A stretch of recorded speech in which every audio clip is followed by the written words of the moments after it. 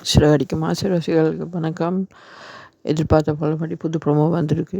அதில் வந்து என்னென்னு சொன்னால், ரோஹிணிக்கும் மனோஜுக்குமான டிவோர்ஸ் கேஸ் தான் போய்கிட்டு இருக்கு. இந்த இடத்துல ரோஹிணி விஜயம்மாவும் ஒரு சின்ன சண்டை ஒன்று போகுது. அந்த இடத்துல ரோஹிணி சொல்கிறா, நான் எப்படியுமே மனோஜோட நான் வாழுவேன்னு சொல்லி சபதம் விட்டுறா. அதுக்கு விஜயம்மா கற்பனையிலே கூட அது நடக்காதுன்னு சொல்லி ரோஹிணிக்கிட்ட திருப்பி சேலஞ்ச் பண்ணுறாங்க.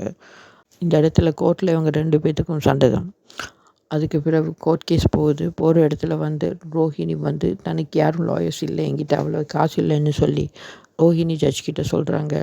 ஒரு மாதிரி இப்போவே சிம்பத்தி க்ரியேட் பண்ண பார்க்குறாங்க. ஆனால் அதுக்கு பிறகு கோர்ட் கேஸ் நடக்கிற இடத்துல மீனாவும் முத்துவும் தங்களுக்கு தெரிஞ்சதை சொல்கிறாங்க ஜட்ஜிக்கிட்ட சொன்ன பிறகு, இவ்வளோ தூரத்துக்கு நீ ஃப்ராட் வேலை செஞ்சுருக்கியான்னு சொல்லி ரோஹிணியை பார்த்து கேட்குற மாதிரி தான் ப்ரோமோவில் காட்டுறாங்க.